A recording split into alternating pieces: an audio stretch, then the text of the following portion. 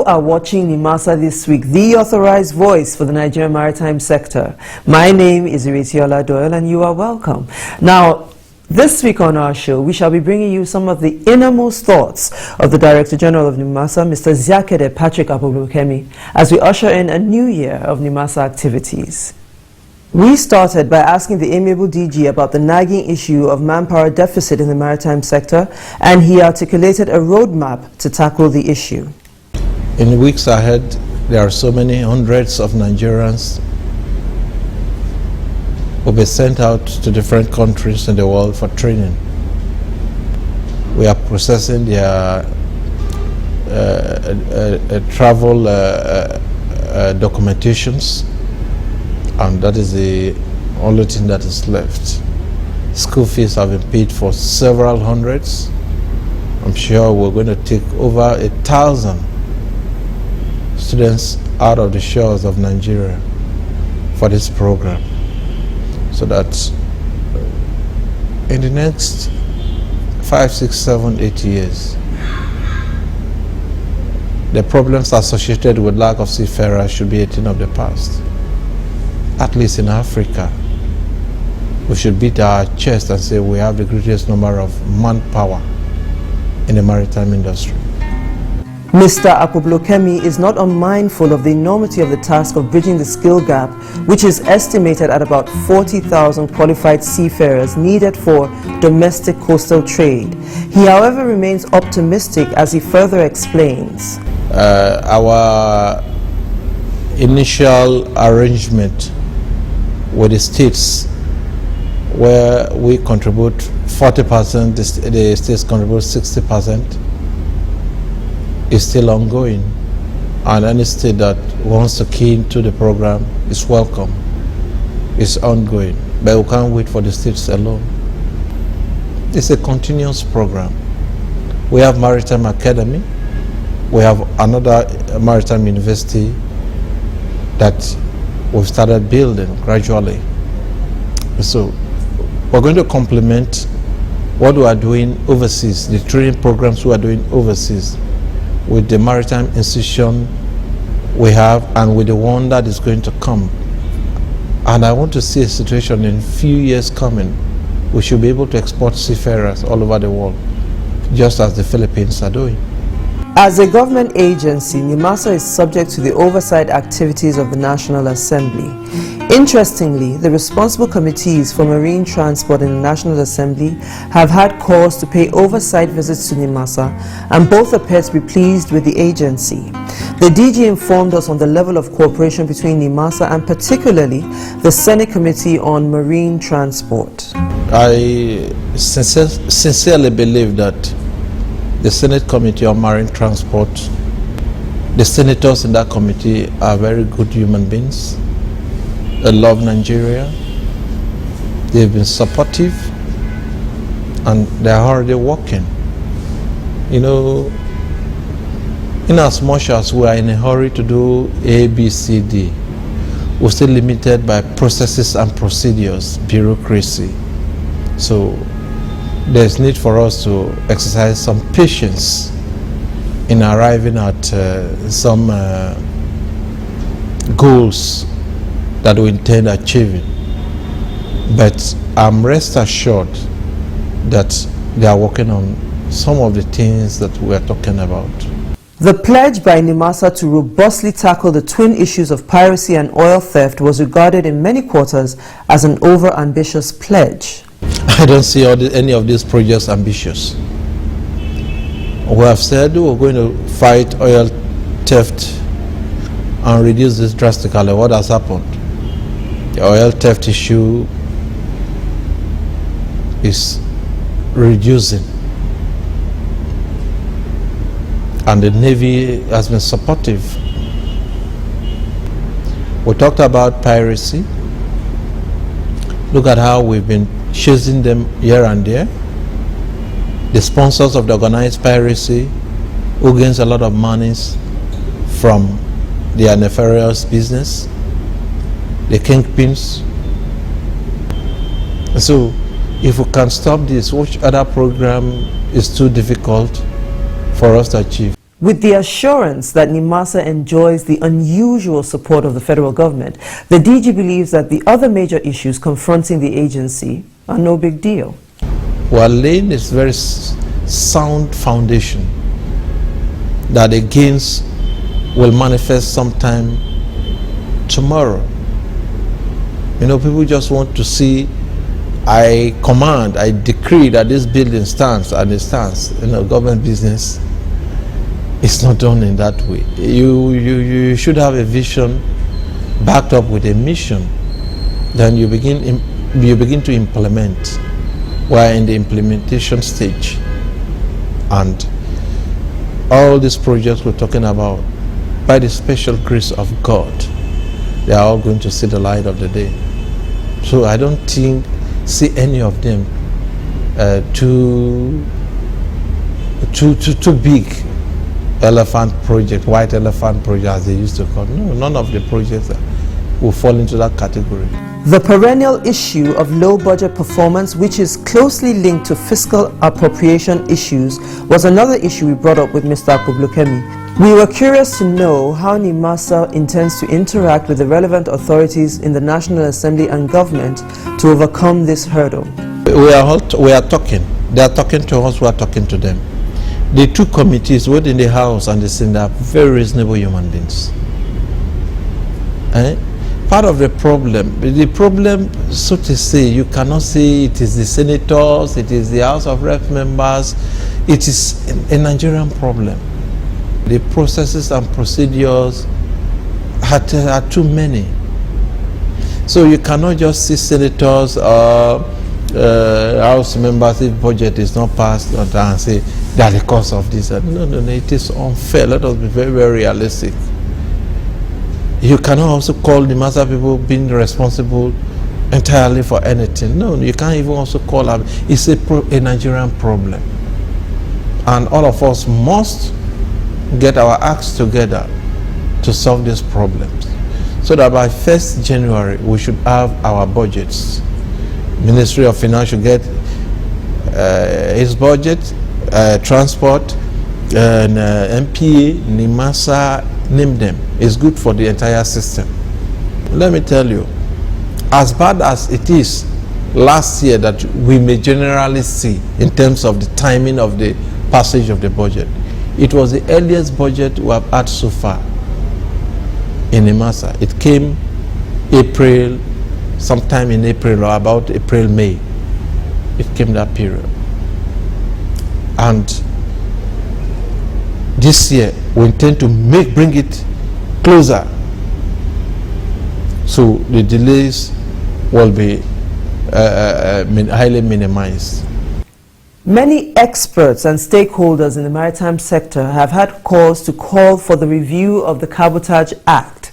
Nimasa, we are told, are at the vanguard of pushing for this review. We sought the DG's take on this issue. When a law says ships should be built in Nigeria and you don't have the shipyards, and it will take you time to establish shipyards to cater for the domestic trade, you should know that you have a severe limitation. When a law says all those that will man the vessels that operate in our domestic trade should be Nigerians, and you have the death of seafarers, you know that you already have a challenge. And that is why we are aggressively pumping monies into training programs, into the seafarers training programs. You know that in the interim, there's a very big challenge, because you can't just go overnight and manufacture these people. So these are the issues. For the law to be effective, we should look at some of these concerns. There are other areas, and there should also be the political will to implement.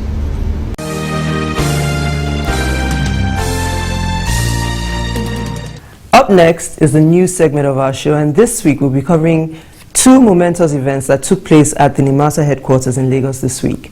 The first is a visit by a naval delegation from the Armed Forces Command and Staff College, Jaji, Kaduna. Tuesday, the 15th of January 2013, marked a visit to Nimasa by a delegation of naval officers and students from the Armed Forces Command and Staff College, Jaji, in Kaduna State. The delegation, led by the Director, Maritime Warfare Department of the college, Commodore KP Archijan, belongs to the Senior Course 35 of 2012 of the military institution. According to an earlier introductory submission, the delegation made a trip to Nimasa as part of a program to study the improving maritime interagency cooperation in the country, with a bias towards Nimasa's MOU arrangement with the Nigerian Navy and other security agencies for the provision of security on the maritime domain. It was a full house, also including the top management cadre of Nimasa, led by the Director General Ziakede Patrick Akpobolokemi.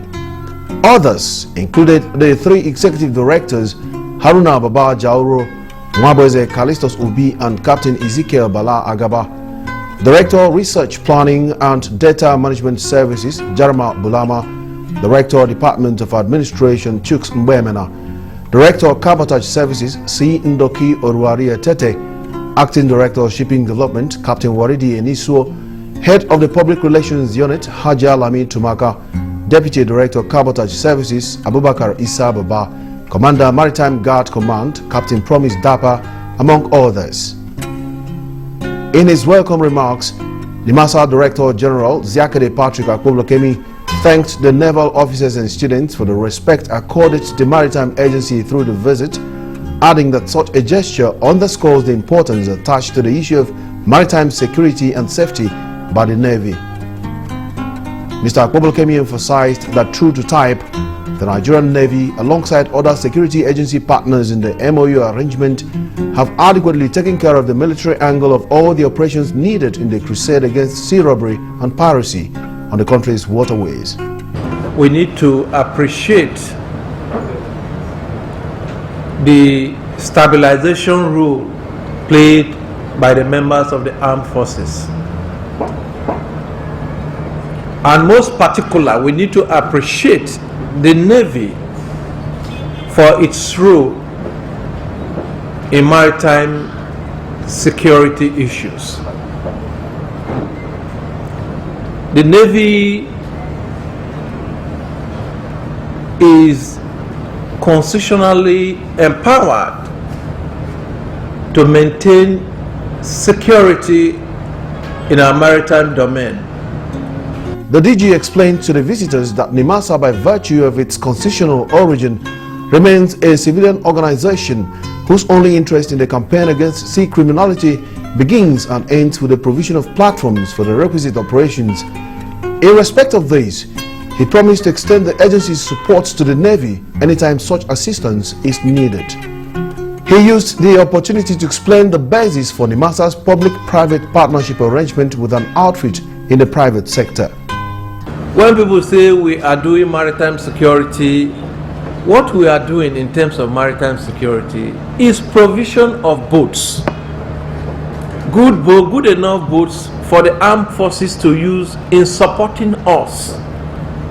We are completely bogged down by civil service procedures that make things very, very difficult for us to operate. Whereas if a vessel is under crisis and there is search and rescue this thing, we may not need to be writing memos here and there from the level 1 officer to level this thing to ministry to federal government before the ship is rescued. The maritime domain comes with so many emergencies. There could be fire, there could be anything. Therefore, we decided to see the possibility of private people just supplying us boats. And in these boats, we have the military personnel. In case we come under attack or a ship is asked to stop and refuses to stop, the military personnel can compel such a vessel to comply immediately. And that is essentially what we are doing. Director of Research Planning and Data Management Services at Nimasa, Jarma Bulama, took the visiting naval delegation through a PowerPoint presentation that was a review of the Maritime Agency's activities since its inception in 2007. The agency is structured into 3 directorates, each headed by an executive director. Reporting to the executive directors are the directors, and we have 8 of them because we want to achieve a lot in our operations. The agency decided to also have a zonal structure. We have zones: Western Zone in Lagos, Central Zone in Wari, Eastern Zone in Port Harcourt, and the Northern Zone in Abuja. You will be surprised that some people ask, why are we saying Northern Zone in Abuja? We have a lot of rivers and lakes where we have water paths, and those things are part of the master function. So that's what happens in Abuja, and it's located in Abuja as an office and in Lokoja. The agency operation covers, as you know, it's not new to you, you are from the Navy, the 853 kilometers of coastline, 12 nautical miles territorial waters, 24 nautical miles contiguous zone, 200 EZ, and maximum water depth of 2,600 and 3,000 meters. Head of Delegation, Commodore KP Archie John, thanked Nimasa for the hospitality and extolled the agency's immense contributions to the development of the maritime sector. Nonetheless, we are here once again to bring this particular set of students to help them also understand that while we are enabling ourselves with armed forces, the Constitution did not give the role only to the Navy. There are several agencies and stakeholders who operate in the same environment that the Navy does. And Nimasa is one major stakeholder in that environment. So thank you for the support you continue to render to the Navy, and also for the support you continue to render to the armed forces. Later, Commodore Archie John told us that the naval students stand to gain a lot from the experience during the visit, a position supported by the Commander Maritime Guard Command, Captain Promise Dapa. One of the reasons for coming here is to help the students to understand the relationship that exists between the 2 organizations. And the bottom line of that has to do with interagency cooperation. So what we are here for is part of what we call human capacity development. So we are here to empower the students, let them know how what relationship exists between Nimasa and us, and how we can continue to cooperate and work well together. The visit is mainly to give to them first-hand information of how things are done out there in the field.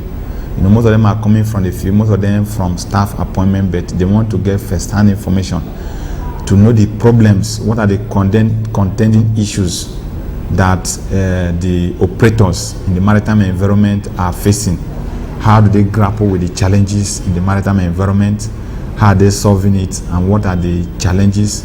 Then they will now try to provide solutions to some of those issues.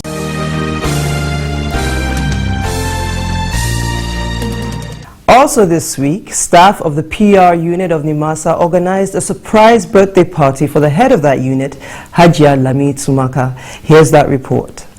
Monday the 14th of January turned out to be a day to remember for the head of the Public Relations Unit of Nimasa, Hajia Lami Tsumaka.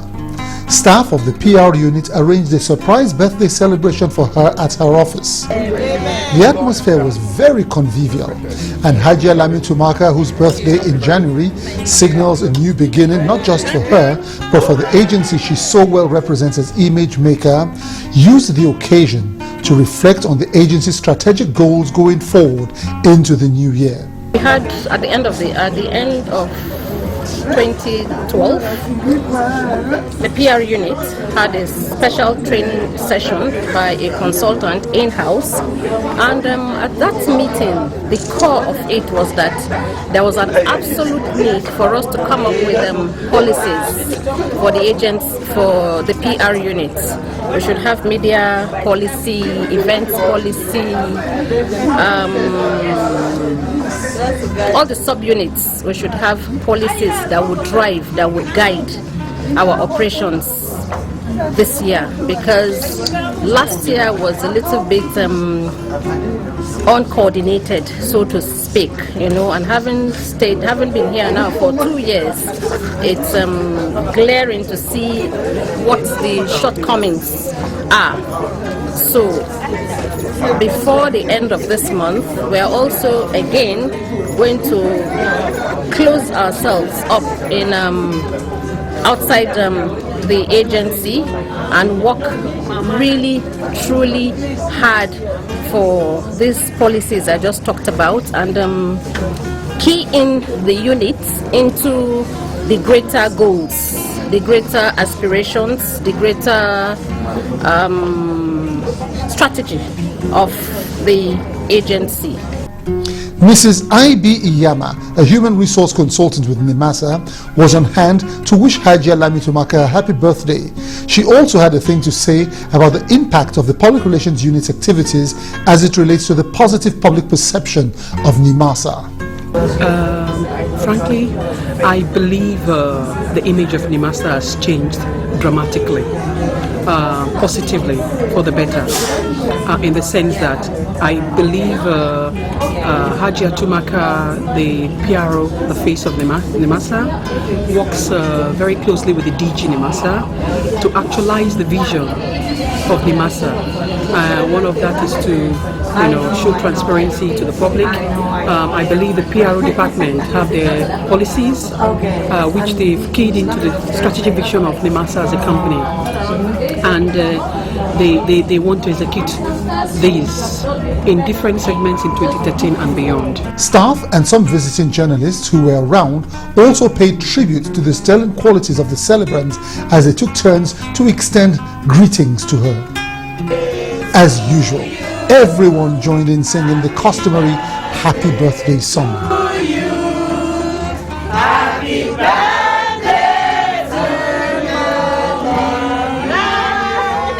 Happy birthday to you.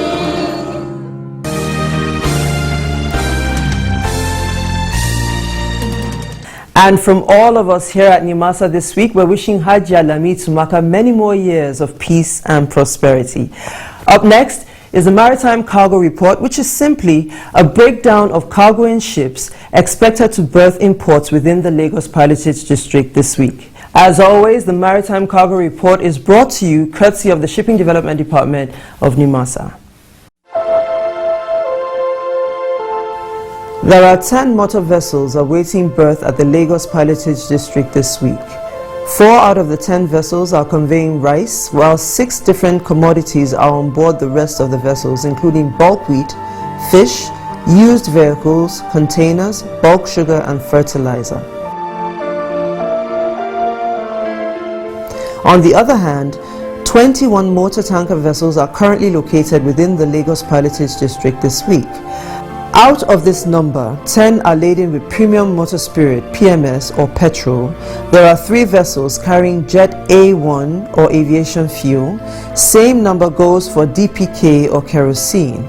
There are 2 vessels with automotive gas oil, AGO or diesel on board, while there is 1 vessel each laden with ethanol, base oil and palm oil.